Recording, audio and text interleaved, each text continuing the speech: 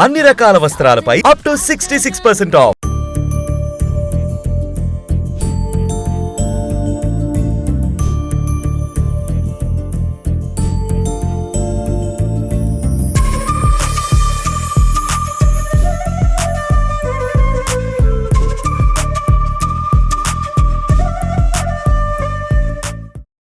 అందరికీ నమస్కారం. నేను Swarupa Putlapalli. Welcome to Suman TV. ఆహారమే ఔషధం అన్నారు మన పెద్దలు. కానీ మనం ఇప్పుడు ఔషధాలనే ఆహారంగా తీసుకుంటున్నాం. మనం తింటున్న ఆహారం ఎక్కడి నుంచి వస్తుంది, ఆ పంటలు ఎక్కడ పండిస్తున్నారు, వాటి వల్ల ఆరోగ్యం మీద ఎలాంటి ప్రభావం ఉంటుంది అనేది మనం ఎవ్వరం ఆలోచించట్లేదు. 40 ఎకరాల బంజరు భూమిలో బంగారం పండిస్తున్న మహిళా రైతు నాతో పాటు ఉన్నారు. ఆవిడే కృష్ణవేణి గుంటుపల్లి గారు. అయితే ప్రకృతి వ్యవసాయంతో ఆమె ఎంతో పెద్ద విజయాలను సొంతం చేసుకున్నారు. అంతేకాదు తాను పండించిన పంటల్ని, అలాగే తన డైరీ ఫామ్ నుంచి వచ్చిన నెయ్యి, పాల ఉత్పత్తులతోటి హైదరాబాద్లో బ్యాక్ టు రూట్స్ అనే ఒక స్టోర్ను ఏర్పాటు చేసి మరి ఎంతో ఆరోగ్యవంతమైన ప్రొడక్ట్స్ని మనందరికీ అందుబాటులోకి తీసుకొస్తున్న కృష్ణవేణి గారితో మాట్లాడి అనేక విషయాలు తెలుసుకుందాం. నమస్తే కృష్ణవేణి గారు. నమస్తే స్వరూప గారు. మీ వారు చాలా పెద్ద జాబ్ చేస్తూ ఉంటారు, మీరేమో హైదరాబాద్లో ఉంటారు.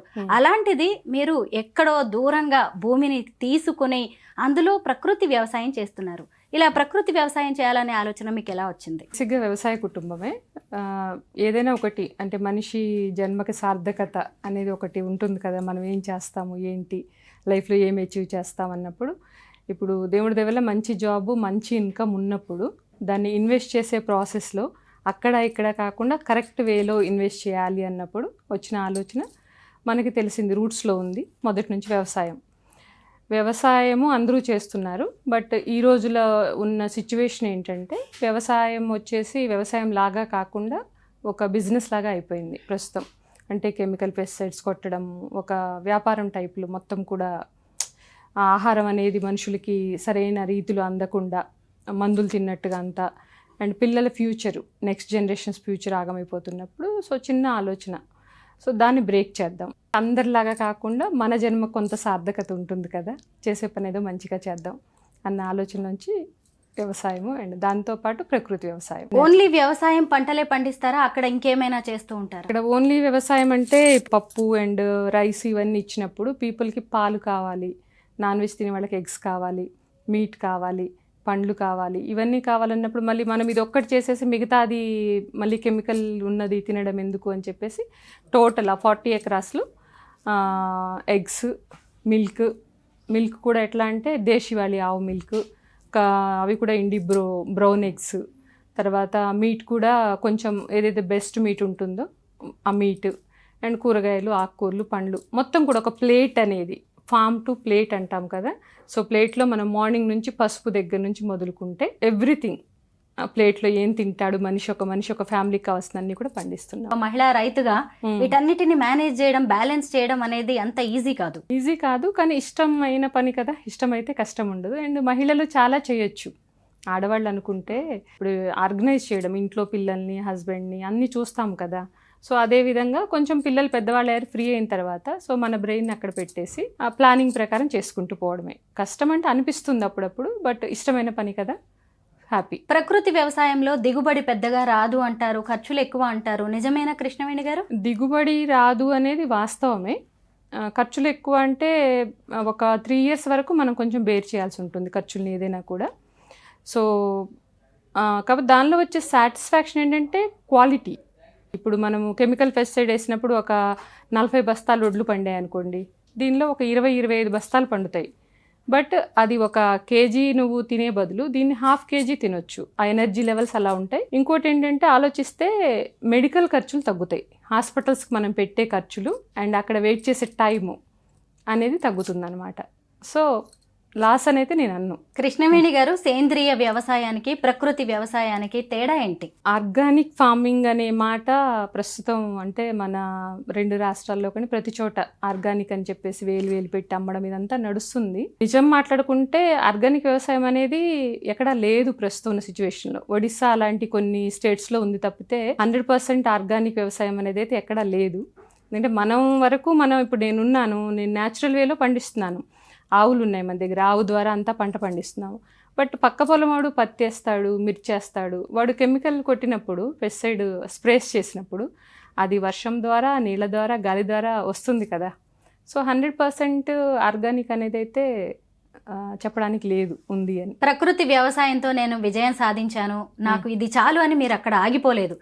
మీ భూమిలో పండిన పంటల్ని తీసుకొచ్చేసి, మీ డైరీ ఫామ్ నుంచి నెయ్యి వంటి ఉత్పత్తులను తీసుకొచ్చేసి చక్కగా హైదరాబాద్లో మళ్ళీ బ్యాక్ టు రూట్స్ పేరుతో ఒక స్టోర్ కూడా నడుపుతున్నారు. ఈ ఆలోచన ఎలా వచ్చింది? అంటే ఇప్పుడు పీపుల్ ఫస్ట్ మనం స్టార్ట్ చేసినప్పుడు ఆన్లైన్లో స్టార్ట్ చేసాం. పీపుల్ అడగడం ఏంటంటే అందరూ కూడా తీసుకోలేక స్టోర్, మనకి ఎప్పుడైనా ఫస్ట్ ఐతో చూడాలి కదా, ఏ వస్తువు అయినా కళ్ళతో చూసి అలా కాస్త చూసి తిరిగి తీసుకుంటే అదొక ఆనందం. అండ్ పీపుల్ అడగడం కూడా అవుట్లెట్ ఉంటే బాగుంటుంది, ఇంకొంతమందికి రీచ్ చేయొచ్చు అనేది ఒకటి. ఇంకోటి ఏమంటే చాలామంది వ్యవసాయం చేస్తూ చిన్న చిన్న పని వాళ్ళు, అంటే ఇవి మన చెక్కతో బ్రషెస్ చేస్తున్నారు, కొబ్బరి చిప్పలతో చిన్న చిన్న చేతి వృత్తులు వాళ్ళు ఏంటంటే వాళ్ళకి వచ్చే ఇన్కమ్ తక్కువ ఉంటుంది కానీ చేయాలని ఇంట్రెస్ట్ ఉంటుంది. వాటికి కూడా ఒక ప్లాట్ఫామ్ ఇద్దాము అని ఒక చిన్న ఆలోచన నుంచి మన ప్రొడక్ట్సే కాక ఎవరైతే జెన్యూన్గా, ఎథికల్గా 100% నో షుగర్, నో మైదా ఫుడ్ ప్రొడక్ట్స్ ఎవరైతే చేస్తున్నారో వాళ్ళని కూడా మనం ఇంట్రడ్యూస్ చేద్దామన్న ఆలోచనతో వచ్చింది బ్యాక్ టు రూట్స్ అనేది. ఎలా ఉంది రెస్పాన్స్? బాగుంది, చాలా బాగుంది, చాలా హ్యాపీ పీపుల్. అంటే రెస్పాన్స్ అనేది మనం మనీ పరంగా కాదు, హెల్త్ పరంగా పీపుల్ చెప్తున్న మాటలు చాలా బాగున్నాయి. అంటే హార్మోన్స్లో బ్యాలెన్స్ అయ్యాయి, మోకాళ్ళ నొప్పులు తగ్గాయి, ఇట్లా కొంతమంది వచ్చి చెప్తున్నప్పుడు అది చాలా హ్యాపీ ఫీల్. కొన్ని డబ్బులతో కొనలేని ఉంటాయి, అవనేది నేను ఈ వ్యవసాయంలో చాలా చూస్తున్నాను. సో దాన్ని మనము మాటల్లో చెప్పలేము, మనీతో కొనలేము అనమాట. సో మనిషి రీచ్ అవ్వాల్సింది కూడా అక్కడ, మనీతో కొనలేని కూడా కొన్ని ఉంటాయి అని తెలుసుకున్న రోజున కొంత బాగుంటుంది. బ్యాక్ టు రూట్స్ స్టోర్ నేను చూశాను, జూబ్లీ హిల్స్లో ఉంది, చాలా బాగున్నాయి. అక్కడ ఉన్న ప్రోడక్ట్స్ కావచ్చు, లేదు అంటే అక్కడ అట్మాస్ఫియర్ కూడా చాలా హాయిగా ఉంటుంది. అయితే మీ ప్రోడక్ట్స్ అందరూ కొనుక్కోలేరు కాబట్టి వెబ్సైట్లో ఏమైనా ఆర్డర్ పెట్టుకోవచ్చా? ఆల్ ఓవర్ ఇండియా నడుస్తుంది, బయటకు కూడా వెళ్తాయి. గీ వచ్చేసి మంది చాలా హాట్ సెల్లర్ అనమాట, బయటకు వెళ్తుంది. చాలా పీపుల్ లైక్ చేస్తారు, తింటారు. అండ్ కొన్ని ఎవరైతే కేరళ వగేరే మెడిసిన్స్ ఉంటాయి, కొన్ని ఆయుర్వేదిక్ మెడిసిన్స్లో వాళ్ళు ప్యూరిఫై అంతా టెస్ట్ చేసి వాడతారు, ఆ మెడిసిన్లో కలపడానికి మన నెయ్యి వాడతారు. 100% ప్యూరిటీ ఉంటుంది. కృష్ణవేణి గారు, అసలు వ్యవసాయం అంటే మగవాళ్ళకే చాలా కష్టం, అలాంటిది మీరు ఒక మహిళా రైతు, అందులోనూ హైదరాబాద్లో ఉండి ఎక్కడో సంగారెడ్డిలో 40 ఎకరాల్లో వ్యవసాయం చేయించడం అంటే చాలా కష్టమైన పని. ఏ పనిలో కష్టం లేదంటారు? ఇప్పుడు మీరున్నారు, మార్నింగ్ నుంచి వచ్చేసి ఎంత కష్టపడుతున్నారు. కష్టం అనేది ప్రతి పనిలో ఉంది, కాకపోతే అంటే మనము చేస్తున్న పని ఎంతమందికి ఉపయోగకరంగా ఉంది. మనం భూమి మీదకి వచ్చినప్పుడు మన లైఫ్కి సార్థకత ఎంతమందికి మనం ఉపయోగపడుతున్నాము. ఇప్పుడు మనం ప్రపంచాన్ని ఉద్ధరించలేము, బట్ కొంత అనేది ఫుడ్లో కొంత చేంజ్ ఎంతవరకు మనం చేయగలము అనేది అంతైతే చేసేసి మనము ఫుడ్ ప్రింట్స్ని వదిలేసి వెళ్ళామనుకోండి, నెక్స్ట్ జనరేషన్స్ నడుస్తాయి కదా అలా అన్న చిన్న ఆలోచన. కష్టం ఉంటుంది చాలా, అందులో ఆడవాళ్ళకి ఈ ఏజ్లో కష్టం ఉంటుంది. మనకి బేసిక్గానే ఇంట్లో ఉన్న వాళ్ళకి నడుము నొప్పులు, కాళ్ళ నొప్పులు ఇవన్నీ ఉంటుంది. బట్ ఏంటంటే ఒకటి లక్ష్యం పెట్టుకొని మనం నడుస్తున్నప్పుడు ఆ కష్టం అనేది ప్లస్ దాని రిజల్ట్ పీపుల్ ఫోన్ చేసేసి, మధ్యలో ఎప్పుడైనా నేను డల్ అవుతుంటాను, అంటే ఇప్పుడు ఏదైనా సందర్భం వచ్చినప్పుడు ఇట్లా స్ట్రెయిన్ అవ్వడం అయినప్పుడు ఫోన్ చేసేసి, మేడం చాలా బాగా చేస్తున్నారు, మా పిల్లలు ఇది నచ్చింది, మా పిల్లలకి ఇట్లా నెయ్యి నచ్చింది, మా పిల్లలకి ఇవి ప్రొడక్ట్స్ బాగున్నాయి, అండ్ హార్మోనల్ కొంచెం బ్యాలెన్స్ అని చెప్పినప్పుడు హ్యాపీ. మళ్ళీ నెక్స్ట్ డే మార్నింగ్ ఫ్రెష్గా లేస్తాను, ఓ ఫైన్ నా డ్యూటీ ఇది, ప్లేసెస్ మళ్ళీ కొత్తగా ఏం చేయాలి, అది చాలా ఎనర్జీని ఇస్తుంది అనమాట. ఆ మాటలు పీపుల్ చాలామంది చెప్పే మాటలు ఎనర్జీని ఇస్తాయి.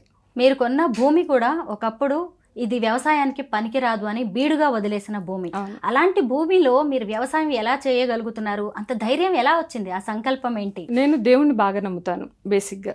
కొంతమంది ఇప్పుడు కొండలనే పిండి చేసిన పీపుల్ చాలామంది ఉన్నారు ఒక 2 చేతులతో. సో అంత మనం చేయకపోయినా నేను దేవుడి మీద బాగా నమ్మకం ఉంటుంది. మనము నేను ఒకటే ఆలోచించాను, ఆ పొలం కొనేటప్పుడు అంటే ఆ టైంలో ఉన్న బడ్జెట్ కానీ దేనికి కానీ మనకు అది వస్తున్నప్పుడు ఎన్నెన్నో చేస్తున్నారు మనుషులు. సో దీనిలో పంట పండించడం అనేది ఒక టాస్క్ లాగా పెట్టుకున్నాను. అంటే అన్ని సవ్యంగా ఉండి చేస్తే అందరూ చేస్తారు, బట్ అలా కాదు, ఇది కొంచెం నేను ఛాలెంజింగ్గా తీసుకొని చేయాలని ఒకటి. ఇంకోటి ఏమంటే మన రాజు దీక్షిత్ గారు కానీ పాలేకర్ గారు చెప్పేది ఏంటంటే, ఇసుకలో కూడా గోమూత్రం వేస్తే అది బంగారం లాగా అవుతుంది, ఇసుక కూడా భూమిలాగా అయ్యి దాని మీద పంటలు పండించవచ్చు అనేది నేను చదివున్నాను.